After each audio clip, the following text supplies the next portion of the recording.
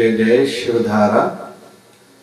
आज की दुनिया में जब से सोशल मीडिया मोबाइल का युग शुरू हुआ है, तब से कॉन्टेक्ट्स बाहर के तो बहुत बढ़े हैं, ज्यादा हुए हैं, इसमें दो राय नहीं है। लेकिन कहीं तो वे एक अच्छा आदमी जो हमसे सच्चा था, अपना था, हमसे छूट गया है, दूर हो गया है। वो कौन? वो है हम खुद। पूरा दिन बाहर की बातों को सुनते हैं, देखते हैं, उस पर चर्चाएं करते हैं, डिस्कशंस होती हैं। कभी भी लेकिन जो अंदर बैठा है, जो बहुत कुछ बता रहा है, हम दुनिया के शोर शराबे में उसको नहीं सुन पा रहे हैं। जो एक अच्छा सलाहकार भी है, सच्चा भी है, अपना भी है, समझता भी है हमें। इसलिए अगर पीस ऑफ माइंड, अगर शांति चाहिए, तरक्की करनी है, प्रोग्रेस चाहते हैं, तो स्पिरिचुअलिज्म, आध्यात्मिकता को बेस बनाना होगा। और रूहानियत चाहते हैं तो साइलेंट, एकांत में बैठने की आदत बनानी होगी। एकांत का एक अर्थ है एक में विचारों का अंत हो जाना, बाकी कुछ न रहे। बहुत लोग जब अकेले बैठते हैं तो मोबाइल हाथ में लेते हैं, टीवी चलाते हैं, कुछ लिखते हैं, कुछ पढ़ते हैं, कुछ सोचते हैं। इन सभी बातों से दूर चले जाना है। थोड़ा बैठ के सोचना है अपने लिए, अपने जीवन के लिए, अपने जीवन की कमाई के लिए। भले जो लोग बाहर ज्यादा काम कर चुके हैं, आगे निकल चुके हैं, दुनिया में उनका इज्जत मान शान है, लेकिन हम लोग शिरडी वाले बाबा के जीवन को अगर देखें, इन दिनों में इलेक्ट्रॉनिक मीडिया में विषय चल रहा है, हजरत निजामुद्दीन औलिया। ऐसी जो भी हस्ती हैं, संत कबीर हों, गोस्वामी तुलसीदास जी महाराज हों, रविदास जी महाराज हों, ये कोई ज्यादा धनवान नहीं थे, पैसे वाले नहीं थे। इनके पास ऐसा तो कुछ जरूर होगा ना कि अकबर जो उस समय का राजा था, वो संत कबीर के पास आया था, हमारे संत दादू दीनदयाल के पास आया था, उनके पास ऐसा तो कुछ था। देखने के हिसाब से बाहर का तो उनके पास कुछ नहीं था, लेकिन उनके पास अंदर का खजाना था। वो अंदर का खजाना मिलता है जब कोई एकांत में बैठता है। मैजिक ऑफ साइलेंस की क्या बात की जाए।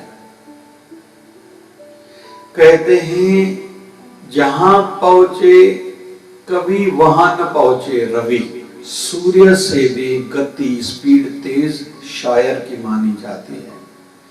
शायर भी कौन? जो एकांत में अकेलाई में बैठे, गहरा खुद में जाए, डूबे, वही कुछ फिर ऐसा लिख पाता है कि दुनिया का मार्गदर्शक वो बनता है। दुनिया उसको आइडल, आदर्श मानती है, सदियों सदियों तक, युगों युगों तक। तो एकांत में बैठने की आदत डालें। लोग कहते हैं कि मैं चमत्कार देखूंगा तो नमस्कार करूंगा। अरे भैया, बाहर के चमत्कार कितने देखो कि तेरे अंदर पूरा दिन चमत्कार ही चमत्कार हो रहे हैं। तू रोटी खा के सोया, उस रोटी में से भी तेरा खून बना, शक्ति ताकत बनी, तेरी आंखों की रोशनी बढ़ी, अगर तूने लाल गाजर खाई होगी, बादाम खाए होंगे, सेब एप्पल खाया होगा तो तेरी हार्ट मजबूत होती जा रही है। तूने तुलसी के पत्ते सवेरे खाए होंगे तो तेरी स्मरण शक्ति बढ़ेगी, याददाश्त शक्ति बढ़ेगी, इम्यूनिटी रोग प्रतिकारक शक्ति बढ़ेगी। अभी तेरी चाहने से ये नहीं हो रहा। सर में दर्द है, कान में दर्द है, घुटनों में दर्द है, गोली मुंह से लो, वहां दवाई खुद ही पहुंच जाएगी। पैर के अंगूठे के नाखून में दर्द है तो गोली मुंह से लो, वहां गोली का असर हो जाएगा, दवाई का असर हो जाएगा। ये चमत्कार नहीं है तो क्या है? हर कोई हम में से कहता है कि मैंने ये किया, ये मेरे माध्यम से ही हो रहा है, मेरे कारण से ही हो रहा है, मैं ना हो जाऊं तो ऐसा हो जाए, वैसा हो जाए। एक दिन में 1,03,000 बार दिल धड़कती है, तो हफ्ते में कितनी बार हुई, एक महीने में कितनी बार, एक साल में कितनी बार, और आज हमारी शरीर की एज जितनी है तो कितनी बार नहीं दिल धड़क चुकी होगी, तो दिल को हम धड़का रहे हैं। जब इस प्रकार की सोच बनेगी तो अंदर ही अंदर हर कोई खुद पर आशिक हो जाता है। फिर कोई बाहर की वस्तु या व्यक्ति, कोई इंसान या कोई चीज हमें अट्रैक्ट नहीं कर पाते। फिर जल्दी जल्दी हम नेगेटिविटी में नहीं आते तो मेरे पास ये चीज नहीं है तो मेरे जीवन में मजा नहीं है, ये मिल जाए, ये खाऊं, वो पाऊं, वो देखने जाऊं। फिर बाहर ये सब फीका फीका लगने लगता है। लेकिन ये सब अनुभूतियां होंगी जब एकांत में बैठेंगे और अलर्टनेस से बैठेंगे। ऐसा नहीं कि बैठे तो नींद आ गई, उल्टा सोचने लगे, भूख लगने लगी, खुजली होने लगी, प्यास लगी, थक गया हूं, उठ जाऊं, नहीं। उस परमात्मा के प्रेम में बैठ जाएं।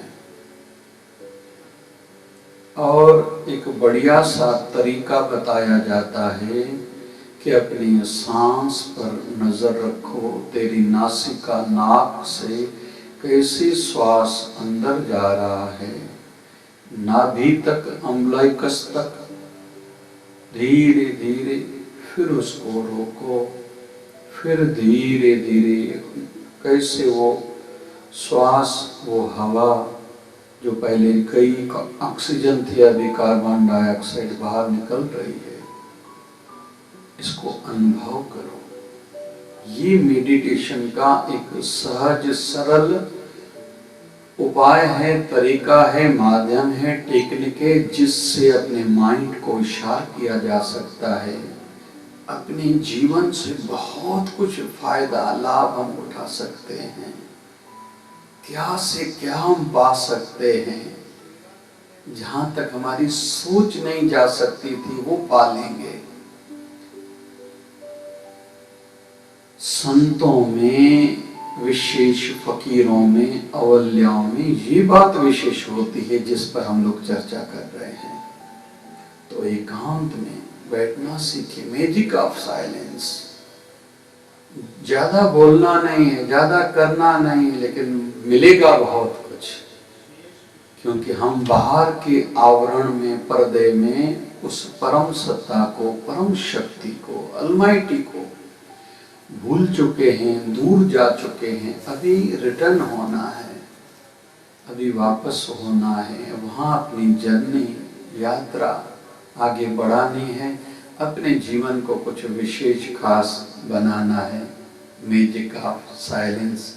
जय जय शिवधारा, जय जय शिवधारा।